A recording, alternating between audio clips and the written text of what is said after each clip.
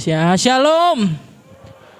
Damai sejahtera Tuhan melimpah dalam hati kita semua.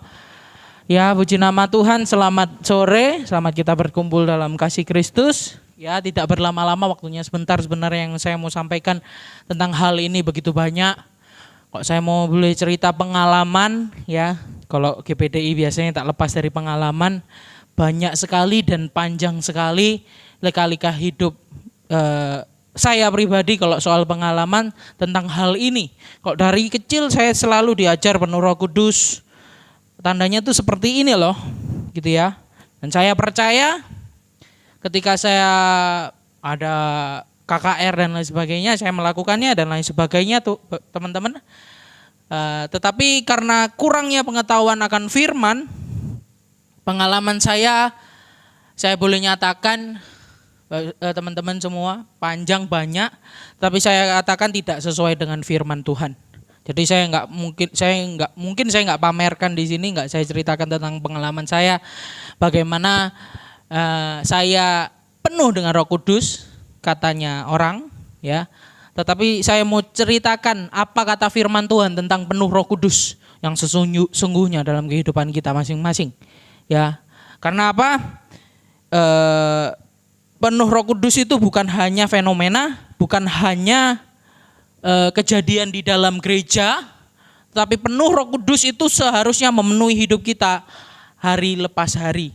Ya, tidak hanya satu kesempatan, tidak hanya di satu waktu, tidak hanya di satu tempat saja, tetapi terus ya memimpin kita hari lepas hari. Kita langsung saja masuk dalam kebenaran firman Tuhan. Saya beri judul penuh Roh Kudus. Kisah Para Rasul 2 ayat 42 sampai 47. Sebelum kita baca, saya sedikit ceritakan terlebih dahulu ceritanya bagaimana hari Pentakosta itu terjadi, ya. Kenapa kok Pentakosta bukan Pantekosta? Pantekosta itu kalau kita kan GPDI Gereja Pantekosta di Indonesia. Itu pakai ejaan lama, Indonesia ejaan lama. Jadi Pantekosta. Kalau yang baru ejaan Indonesia yang baru Pentakosta, ya, hari 10 ke-10 ya. Seperti itu. Jadi bangsa Israel juga punya hari Pentakosta. Kalau Kristen percaya hari Pentakosta hari turunnya Roh Kudus, tapi bangsa Israel beda cerita, ya. Mereka percaya hari Pentakosta itu hal yang berbeda. Teman-teman bisa cari di Google hari Pentakosta menurut bangsa Israel itu bagaimana, gampang kita sekarang cari, ya. Jadi teman-teman bisa cari, dan pada hari itu, pada tepatnya hari Pentakosta bagi orang Israel, ya, murid-murid lagi habis doa di loteng Yerusalem. Mereka menanti janjinya Tuhan waktu naik ke surga, dia janjikan seorang penolong. Lalu tiba-tiba turunlah dari langit suatu bunyi seperti tiupan angin keras yang memenuhi seluruh rumah di mana mereka duduk, teman-teman. Ya, dan tampaklah kepada mereka lidah-lidah seperti nyala api, angin yang keras, ya. Yang pertama tadi angin yang keras, nyala api, lalu hinggap mereka, penuhlah mereka dengan Roh Kudus. Lalu mereka mulai berkata-kata dalam bahasa-bahasa roh, bukan, ya. Ayatnya nggak bilang begitu. Ayatnya bilang dalam bahasa-bahasa lain, ya, bukan bahasa-bahasa roh, tetapi bahasa-bahasa lain, teman-teman. Artinya ada artinya, bukan bahasa yang meracau, ya. Kita lihat ayat yang ke-9, coba dibukakan sebentar. Ayat 8 dulu. Saya bacakan buat teman-teman, bagaimanakah mungkin kita masing-masing mendengar mereka berkata-kata dalam bahasa kita sendiri, yaitu bahasa yang kita pakai di negeri asal kita. Kita orang Partia, Media, Elam, penduduk Mesopotamia, Yudea, Kapadokia, Pontus dan Asia, Frigia dan Pamfilia, Mesir dan daerah-daerah Libya yang berdekatan dengan Kirene, pendatang-pendatang dari Roma. Baik orang Yahudi maupun penganut agama Yahudi, orang Kreta dan orang Arab, kita mendengar mereka. Saya ceritakan gampangnya, ya. Itu baca teman-teman selanjutnya. Ya teman-teman. Jadi pada waktu hari Pentakosta, orang-orang Yahudi yang sudah keluar, artinya sudah berdiaspora. Kayak misalnya, ya, maksudnya berdiaspora ini seperti ini. Kalian orang Jember tapi sudah tinggal di Surabaya, sudah tinggal di Papua.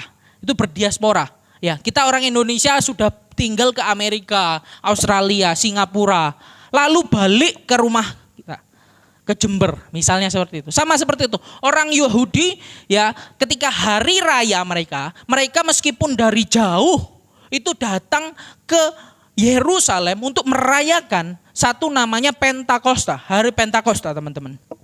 Sehingga mereka berkumpul di satu tempat, ya.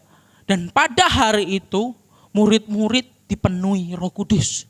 Sehingga murid-murid berkata-kata dalam bahasa-bahasa lain, ya, bahasa-bahasa orang sekitar, orang-orang yang udah pergi jauh terus datang lagi balik. Jadi mereka kaget loh. Ini mereka kenapa kok bisa pakai bahasa-bahasa yang kami mengerti? Mereka kan bukan orang-orang sama tempat kita dulu, yaitu yang tadi saya sudah bacakan di ayat 9, teman-teman.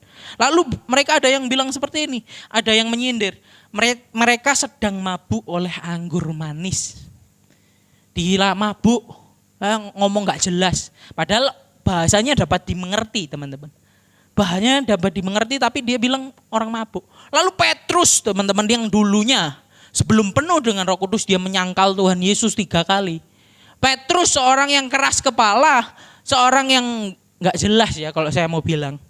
Kayak kalau saya bilang dosanya itu setara sama Yudas Iskariot yang mengkhianati Yesus. Tetapi ketika dia penuh oleh Roh Kudus, terima Roh Kudus, dia bisa khotbah. Teman-teman lihat khotbah Petrus di ayat 14, panjang sekali sampai ayat yang ke-40.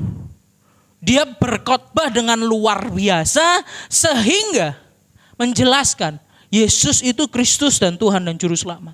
Dia menginjil. Itu loh, yang diomongkan mereka itu tentang Yesus, Mesias yang kau salibkan itu. Ya.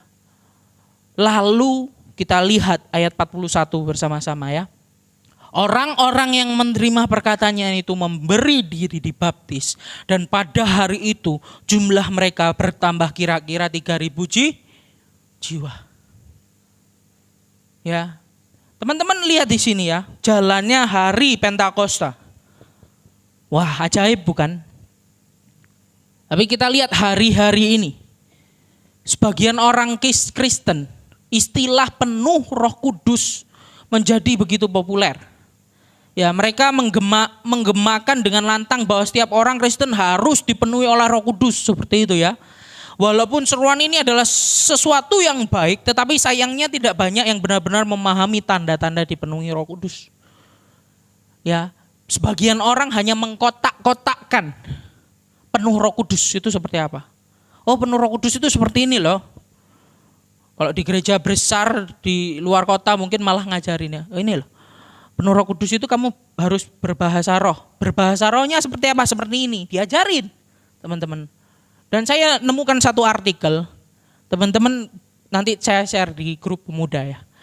Mengerikan ya, yang dipakai bahasanya adalah bahasa orang Afrika untuk voodoo. Tahu voodoo ya? Untuk apa namanya? Santet, voodoo di Afrika. Nanti saya share, kok nggak teman-teman mau percaya ya, nggak percaya ya, nanti saya share. Sikara balaba itu ada, saya tak tunjukin ke Debbie, kaget juga, kok bisa ya? Iya, saya juga nggak tahu kok bisa. Saya juga kok bisa dapat hal itu ya. Tetapi itu dikotak-kotakkan satu hal, seakan-akan ya penuh Roh Kudus itu seperti ini aja, yang lain salah, seperti itu ya.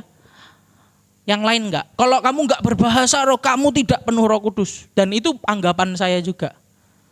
Ya, sebelum saya baca firman Tuhan lebih lengkap. Makanya teman-teman saya himbau mulai dari sekarang, mulai dari muda teman-teman. Jangan gampang menggandrungi pribadi pengkhotbah. Paham enggak ya? Menggandrungi itu apa ya? Suka following pengkhotbah. Teman-teman mau following Jesus, bukan following pengkhotbah. Teman-teman mau suka, bukan suka khotbahnya pengkhotbah, tetapi sukalah firman Tuhan. Baca firman Tuhan. Sehingga kita gak mudah diombang-ambingkan dengan ajaran. Wah, sing satu ngomong gini pendeta nih, sing satu ngomong gini. Bingung kan? Tapi coba baca Alkitab. Kembali ke Alkitab yang tidak dipotong-potong ya. Teman-teman kok dipotong gampang, teman-teman. Comot, ini loh artinya seperti ini. Ya, padahal kalau kita baca loh artinya kok beda ya. Seperti itu, teman-teman. Kita akan lihat ayat 42 sampai ayat 47 kita baca bersama-sama dengan suara yang nyaring ya. Supaya kita paham kebenaran firman Tuhan. Saya nggak comot-comot di ayat-ayat lain, tapi di ayat ini aja 42 sampai 47. Di ayat-ayat yang lain punya penjelasan yang lain lagi. Ya, kita baca bersama-sama setelah hitungan yang ketiga, 2, 3. Mereka bertekun dalam pengajaran rasul-rasul dan dalam persekutuan. Dan mereka selalu berkumpul untuk memecahkan roti dan berdoa. Maka ketakutanlah mereka semua, sedang rasul-rasul itu mengadakan banyak mujizat dan tanda. Dan semua orang yang telah menjadi percaya tetap bersatu. Dan segala kepunyaan mereka adalah kepunyaan bersama. Dan selalu ada dari mereka yang menjual harta miliknya, lalu membagi-bagikannya kepada semua orang sesuai dengan keperluan masing-masing. Dengan bertekun dan dengan sehati mereka berkumpul tiap-tiap hari dalam bait Allah. Mereka memecahkan roti di rumah masing-masing secara bergilir dan makan bersama-sama dengan gembira dan dengan tulus hati. Sambil memuji Allah. Dan mereka disukai semua orang, dan tiap-tiap hari Tuhan menambah jumlah mereka dengan orang yang diselamatkan. Katakan amin.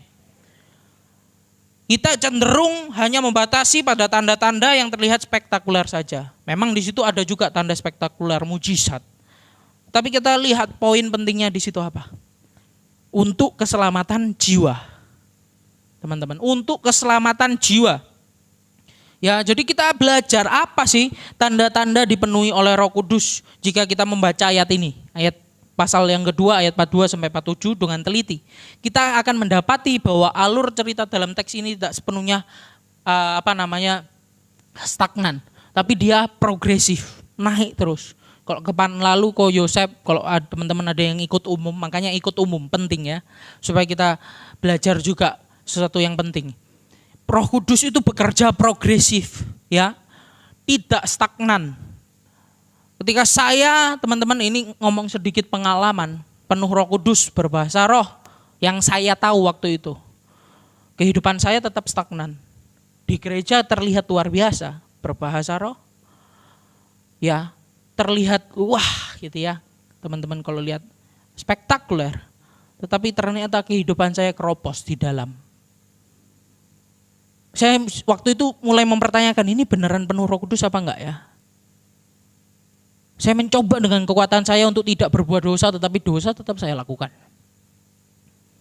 Apakah ini penuh Roh Kudus? Saya yakin Roh Kudus itu enggak mengizinkan saya kan untuk berbuat dosa, betul ya? Ketika saya baca firman Tuhan, Roh Kudus yang memenuhi saya, pekerjaannya bukan seperti yang saya pikirkan. Roh Kudus yang bekerja melalui saya, pekerjaannya sesuai apa yang dia kehendaki, progresif. Jadi tidak langsung berubah, tidak hanya seperti itu.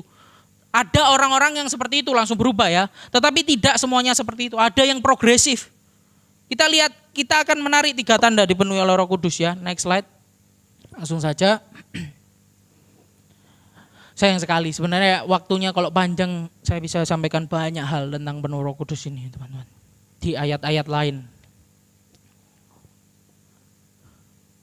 Kita akan menarik 3 tanda dipenuhi oleh Roh Kudus. Next slide. Oh ini enggak nyala. Oh ya ini nyala. Ini. Sebelum ini ya.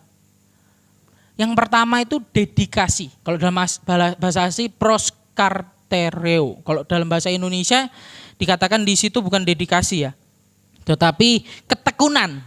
Mereka tekun dalam pengajaran para rasul, teman-teman. Sehingga penuh Roh Kudus tidak hanya stop di hal-hal yang spektakuler. Mereka membumi, teman-teman. Mereka tetap bertekun dalam pengajaran para rasul. Banyak hari-hari ini orang seakan-akan ketika penuh Roh Kudus langsung seakan-akan seperti Petrus. Langsung mengajar seperti itu ya. Padahal gak suka belajar tapi suka ngajar. Ada orang-orang seperti ini, gak suka belajar firman Tuhan tapi suka ngajar. Ini aneh ya teman-teman. Tetapi orang-orang zaman perjanjian lama, perjanjian baru ini, gereja mula-mula, mereka bertekun dalam pengajaran para rasul teman-teman. Kalau kita lihat Petrus pun teman-teman punya proses yang panjang. Dia diajar oleh Yesus 3,5 tahun. Itu bukan proses yang sebentar. Bukan hanya 9 bulan aja. 3,5 tahun diajar Yesus sang guru agung. Sehingga Petrus bisa berkhotbah luar biasa. Karena apa? Roh Kudus yang mengingatkan dia akan firman Tuhan. Banyak orang mengaku penuh Roh Kudus. Ya. Roh Kudus bicara sama saya seperti ini, lalu khotbah saenak udele. Gak sesuai firman Tuhan. Itu bukan Roh Kudus teman-teman. Kita mesti pintar milah-milah. Ya. Petrus berkhotbah sesuai apa yang Tuhan Yesus sudah ajarkan dan Roh Kudus ingatkan dalam diri Petrus. Jadi kalau gak suka baca firman Tuhan, ya, tapi ngaku-ngaku penuh Roh Kudus, ya jangan harap. Ya. Penuh Roh Kudus ini bukan status. Kalau di luar gereja status sosial sangat menjanjikan ya. Orang dilihat dari kekayaan misalnya seperti itu. Kalau di gereja jangan sampai status kita terlihat rohani, tetapi di dalam kehidupan kita kurang cinta akan firman Tuhan, kurang cinta persekutuan akan Dia, kurang suka melakukan kebenaran firman Tuhan. Yang poin pertama, poin penuh Roh Kudus. Yang pertama, dipimpin oleh Roh Kudus ketika mereka mau ya bertekun dalam pengajaran para rasul. Tidak hanya bertekun di sini teman-teman. Kalau bertekun, makanya saya katakan dedikasi. Bertekun itu hanya satu hal ya, tekun secara waktu. Tetapi dedikasi, saya katakan dedikasi kenapa? Kalau dalam bahasa asli itu lebih jelas, lebih berfokus ya. Artinya tidak hanya memiliki waktu terus-menerus bertekun dalam pengajaran rasul-rasul, tetapi mereka juga berfokus pada ajaran yang benar. Ajaran rasul-rasul pada zaman itu. Zaman itu belum ada Alkitab teman-teman. Kita sudah sekarang sangat enak ada Alkitab, bisa baca dengan sangat mudah. Ya. Zaman dulu tidak seperti itu. Mereka benar-benar harus baca sungguh-sungguh kitab suci perjanjian lama dan khotbah yang diajarkan murid-murid rasul-rasul pada waktu itu. Sehingga mereka bertekun dalam pengajaran. Mereka tidak terlena, terbuai dengan hal-hal yang supernatural. Supernatural bisa terjadi teman-teman ya. Waktu itu mujizat terjadi luar biasa. Sekarang juga bisa teman-teman. Tapi mereka tidak hanya terlena dalam hal itu. Mereka fokus mendedikasikan dirinya untuk pengajaran. Anak-anak muda zaman sekarang sangat suka dengan hal-hal yang berbau bukan pengajaran. Sayang sekali. Ya, kalau pengajaran membosankan, tidur pulang. Kalau ngomong doktrin, males. Tapi kalau ngomong percintaan, wah luar biasa, langsung semua seneng ya. Ngomong hal-hal yang berbau Alkitab, males. Tapi kalau ngomong hal-hal yang berbau dunia sangat suka. Hari-hari ini, sudahkah kita minta dipenuhi Roh Kudus? Kalau sudah minta, lalu sudahkah kita mendedikasikan diri kita untuk pengajaran firman Allah? Ya, posisi pengajaran para rasul di tempat teratas terlihat berbeda dengan kecenderungan banyak gereja sekarang. Teman-teman, gereja-gereja yang getol menyuarakan kepenuhan Roh Kudus seringkali tidak menyukai studi Alkitab. Jangan ngaku suka Roh Kudus, jangan ngaku ya sedikit-dikit penuh Roh Kudus tentang hal-hal yang spektakuler tapi nggak suka studi Alkitab, nggak suka belajar Alkitab. Nol besar. Kalau ada satu lagu kita nyanyikan juga teman-teman, kita hayati, pahami. Ada yang tahu api Pantekosta aku punya, ku biarkan menyala. Lagu yang sangat bagus. Tapi sudahkah kita paham Pantekosta? Yang seperti para rasul kerjakan. Berkhotbah dengan berani, 3.000 jiwa dimenangkan. Yang kita rindukan keselamatan jiwa-jiwa, bukan kesenangan sendiri.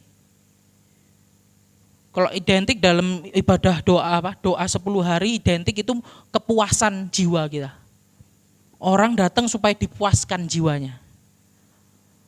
Tapi lupa Pantekosta yang sebenarnya bukan cuma kepuasan jiwa.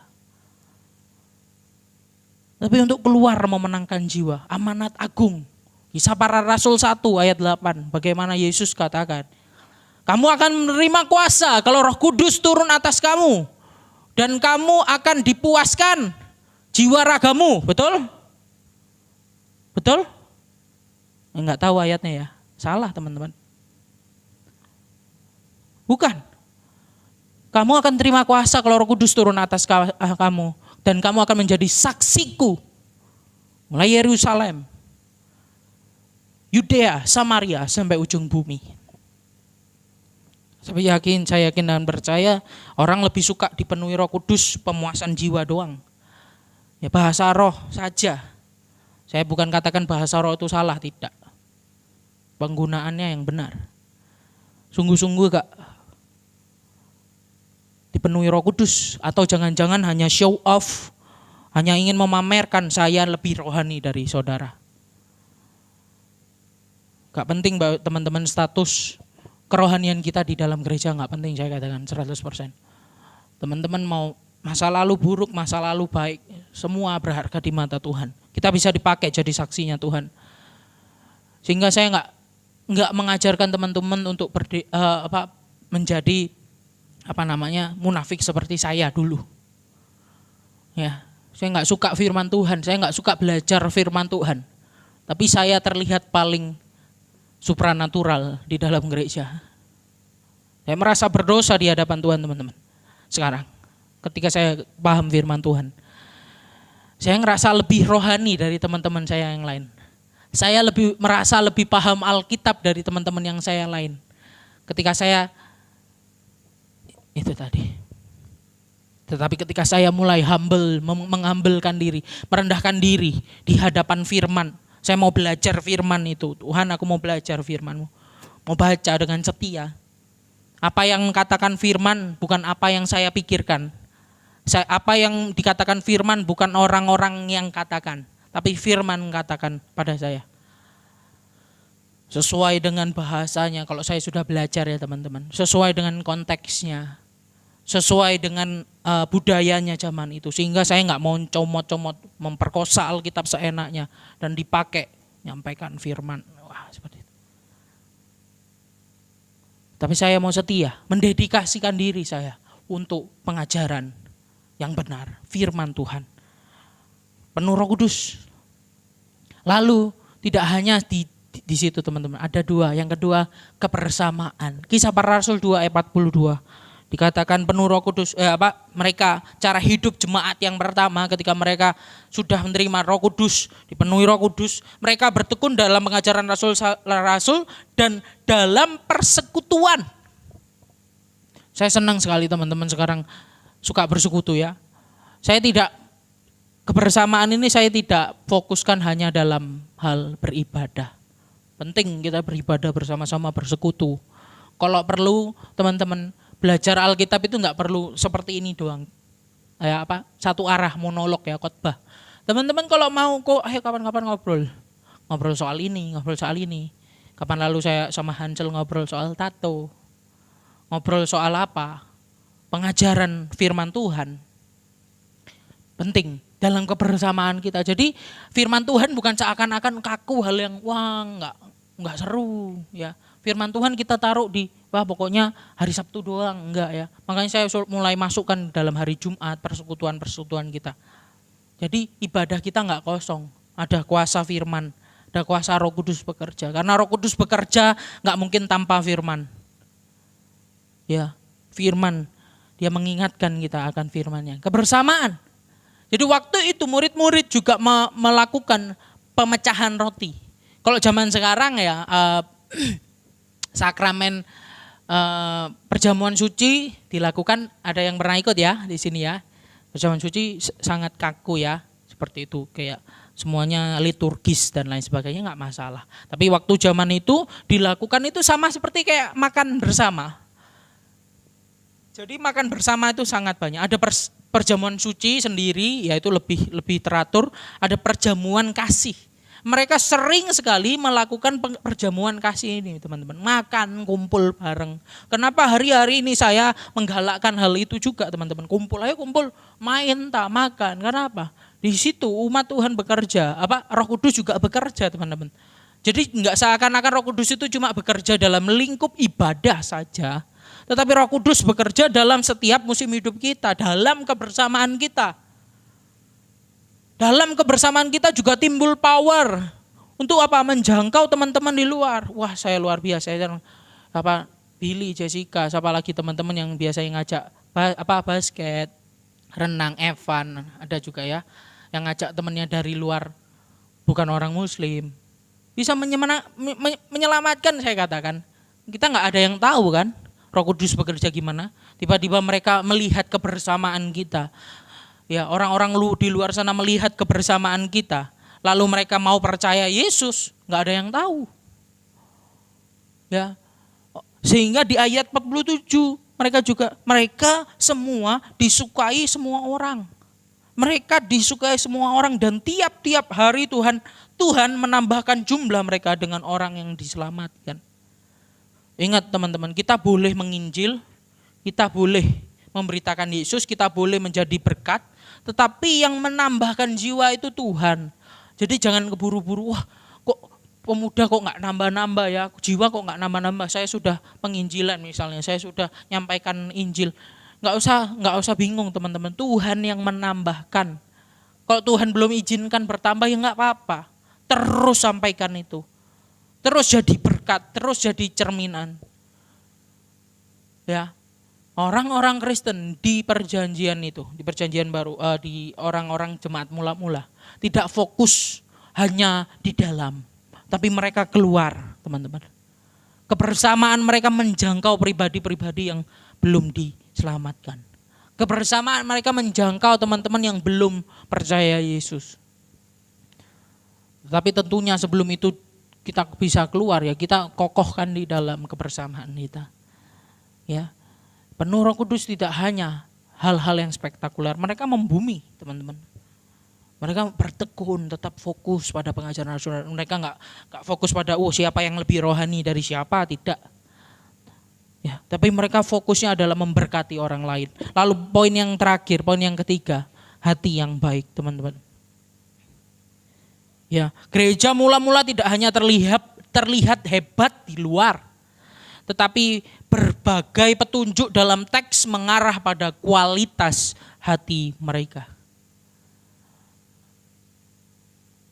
Banyak yang bertanya, kok itu bahasa roh cepat, tapi kalau di luar kok ngomong kotor, kok di luar kayak gini. Saya katakan, bukan penuh Roh Kudus kok itu. Ya, hati yang baik. Dan ini dari dalam, teman-teman. Roh Kudus akan memproses hati kita lebih baik lagi, progresif. Kalau sekarang saya cukup kurang baik, jangan takut, Roh Kudus akan proses kita lebih baik. Tinggal kita mau enggak Roh Kudus memenuhi hati kita.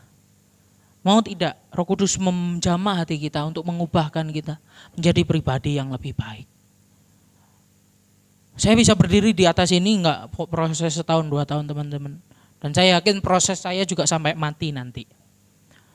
Tapi proses saya yang sudah saya lalui, ketika saya sharing ke teman-teman, berapa kali saya bilang enggak layak saya berdiri di mimbar, ngomong soal Yesus, ngomong soal Roh Kudus, ngomong soal penuh Roh Kudus, dipimpin Roh Kudus, teman-teman. Yang ngerasa enggak layak sampai sekarang pun. Tetapi karena anugerah Tuhan itu sungguh besar dalam kehidupan saya. Saya belajar mengasihi orang yang tidak layak dikasihi. Karena saya tidak layak dikasihi, tapi dia tetap mau mengasihi saya. Saya belajar mengampuni orang yang tidak layak diampuni. Karena dia sudah mengampuni saya yang tidak layak diampuni. Sehingga dari hati yang terdalam, Injil itu hidup dalam hidup saya. Dan Injil itu bekerja secara progresif. Roh Kudus bekerja. Yang dulu saya omong kotor, kalau yang hal-hal yang seperti itu omong kotor. Sekarang saya mulai melakukan, tidak hanya berhenti omong kotor, tetapi memberikan insight positif, membangun perkataan yang membangun. Kok dulu saya pornografi ya, lucu ya, bandarnya cucu pendeta yang konsumsi anak pendeta saya. zaman dulu. Tapi Roh Kudus proses saya begitu lama prosesnya. Proses apalagi banyak hal, emosional. Roh Kudus proses saya tidak hanya sehari 2 hari dalam hal emosi. Ya, mungkin teman-teman nggak lihat, nggak tahu. Mungkin orang-orang yang terdekat saja yang tahu hal itu. Tetapi proses menjadi hati yang baik ini, ya, mereka memecahkan roti, mereka melakukannya dengan sukacita dan tulus hati. Ada ketulusan di sana. Ya, penuh Roh Kudus tidak hanya berbicara hal yang di luar spektakuler, mujizat terjadi, ya, berkat dicurahkan, kita diberkati luar biasa. Itu proses juga bisa, Roh Kudus juga bisa kasih karena Dia Maha Kuasa. Tetapi tidak sampai hanya di sana, tetapi dalam hati diproses menjadi yang lebih baik. Dulu yang pemalas, saya juga kalau tidur itu bisa jam 4, jam 3 pagi ya. Bangunnya enggak pagi. Tuhan proses juga. Ya. Meskipun sekarang ya enggak pagi-pagi amat bangun, tapi paling enggak sudah lebih baik dari dulu.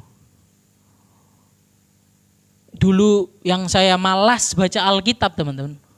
Tidak sama sekali tertarik dengan Alkitab, tapi karena saya suka, ya anak pendeta ya, hampir tiap hari dengerin firman, hafal kan, tapi nggak suka baca sendiri. Tapi ketika saya mengenal ya firman yang sesungguhnya, mengenal Roh Kudus ya, memahami, saya merasakan dipenuhkan Roh Kudus, saya mencintai firman. Baca firman Tuhan itu keseharian, teman-teman. Bukan satu hal yang harus di dalam gereja, tidak. Berdoa, baca firman, kapanpun, dimanapun. Scroll, sekarang sangat mudah ya, ada HP ya, enak.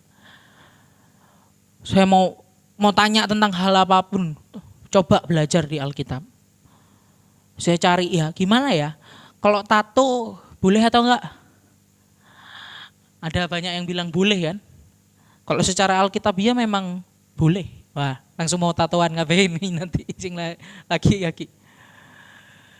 Secara Alkitab, tetapi kita lihat bukan hanya tentang boleh atau enggak boleh, tapi berguna apa enggak berguna di masyarakat yang sosial seperti ini, sosialnya timur seperti ini. Ya, bertato itu pikir-pikir lagi, cowok-cowok di sini ya, yang mau bertato pikir-pikir lagi soal pekerjaan. Mungkin bisa jadi kita menyesal satu saat. Ya, soal apa lagi? Soal apa namanya? Nanti ke depan. Kita nggak tahu ya, kita kepingin apa nanti ke depan. Kalau tato kan udah permanen seperti itu. Lalu soal apa lagi? Kemanusiaan. Kita tidak bisa donor darah ketika sudah bertato. Sehingga mungkin dipikirkan ulang ketika mau bertato anak-anak muda. Karena itu proses seumur hidup. Nah, ini malah jauh jadi tato ya. Tetapi itu Tuhan timbulkan hati yang baik. Ya, mau mencintai orang lain. Penuh dengan Roh Kudus, sehingga ya dari sini disimpulkan bahwa hati yang gembira di ayat 46b selaras dengan pujian kepada Allah di ayat 47a. Hati yang gembira melahirkan pujian, pujian melahirkan kegembiraan. Bayangkan teman-teman, jemaat mula-mula itu tidak segampang sekarang ketika beribadah. Mereka mengalami banyak sekali, kalau bukan di jemaat yang di awal-awal ya, agak ke sini-sini ya, jemaat itu. Mereka mengalami banyak sekali tantangan ketika beribadah. Ya, bahkan mengaku Kristen saja bisa jadi dibakar, dibunuh, diserahkan ke satu hal yang membahayakan. Tetapi bagaimana hati mereka membawa mereka untuk tetap memuji Allah yang hidup. Saya mau katakan kalau di perjanjian lama banyak orang-orang seperti ini ya. Ya, Sadrak, Mesak, Abednego katakan, ya, Tuhan pasti menolong saya. Tapi sekalipun Tuhan tidak menolong saya tidak akan menyembah dewa yang Tuhanku sembah. Ayub katakan, masakah saya mau terima yang baik-baik aja dari Tuhan, yang buruk tidak. Ya. Sehingga memiliki iman yang kuat. Sehingga di poin yang terakhir, nilai penting dipenuhi Roh Kudus. Itu bukan seberapa hebat Roh Kudus, ya seberapa spektakuler Roh Kudus bekerja dalam kehidupan teman-teman. Ya, tetapi Roh Kudus tidak hanya bekerja di dalam gereja, melainkan juga melalui gereja. Roh Kudus tidak hanya bekerja di dalam teman-teman, tetapi Roh Kudus bekerja melalui teman-teman. Maksudnya gini ya, target pekerjaannya adalah dunia, bukan sekedar gereja. Target pekerjaan Roh Kudus bukan hanya teman-teman tapi dunia. Sehingga Roh Kudus tidak hanya bekerja di dalam teman-teman, memenuhi teman-teman, tetapi bekerja melalui teman-teman. Melalui kita, orang di luar yang belum mengenal Kristus, belum mengenal Dia. Tuhan bisa pakai kita untuk menyelamatkan jiwa-jiwa. Untuk menyelamatkan jiwa-jiwa. Itulah yang dicatat di ayat 42-47. Dampak dari kehadiran Roh Kudus dapat dirasakan oleh orang lain, bahkan orang di luar gereja. Tanpa berambisi menyukakan semua orang, mereka ternyata disukai oleh banyak orang. Pada akhirnya semua itu dipakai oleh Allah sebagai jembatan keselamatan. Banyak orang baru dimenangkan dan ditambahkan di antara mereka setelah ayat 47, ditambahkan lagi. Ya. Dan poin ini perlu digarisbawahi. Poin yang terakhir sebelum saya serahkan kepada Iria untuk memimpin doa. Percuma mendoakan karya Roh Kudus yang luar biasa terjadi di suatu gereja kalau gereja itu tidak berhasrat untuk menjangkau dunia. Ingatlah, Tuhan bukan hanya bekerja di dalam kita tetapi melalui kita. Dia bekerja di dalam kita terlebih dahulu supaya Dia bisa bekerja melalui kita. Jadi Roh Kudus tidak hanya bekerja stop di kita. Tidak mau membangun jemaat, tidak mau keluar gereja jadi saksi buat orang lain. Satu khotbah yang tidak enak, yang enak itu biasanya berkat sama mujizat. Tapi kalau suruh bersaksi gak enak biasanya. Tapi inilah firman Tuhan. Saya gak mau potong-potong untuk kenyamanan teman-teman untuk tiap minggu datang ke gereja, tidak. Tapi untuk mendewasakan kita. Supaya hari lepas hari kita bertekun dalam pengajaran firman Tuhan, kebenaran firman Tuhan. Tidak hanya stop, ya udah Kristen diberkati, anak cucu tidak meminta-minta, luar biasa pekerjaan, selesai. Tidak ada dampak buat orang lain. Tuhan Yesus memberkati. Kalau ada pertanyaan boleh ditanyakan di luar, Discord bisa, WhatsApp, sambil main Stumble Guy juga gak apa-apa. Teman-teman yang suka main Stumble Guy, ya bersekutu, kiranya Roh Kudus memenuhi kita. Dan ini hari malam terakhir kita berdoa, dipenuhi Roh Kudus, minta sungguh-sungguh Roh Kudus bekerja. Supaya keberanian untuk menyampaikan kebenaran firman Tuhan, Injil itu nyata dalam kehidupan kita. Dan kita berkobar-kobar api Pantekosta itu untuk kemuliaan nama Tuhan, amin. Nama Tuhan dipermuliakan dan gereja Tuhan diperluas. Bukan untuk permuliaan diri sendiri, tapi kemuliaan nama Tuhan. Soli Deo Gloria, segala pujian, hormat, syukur hanya bagi nama Tuhan.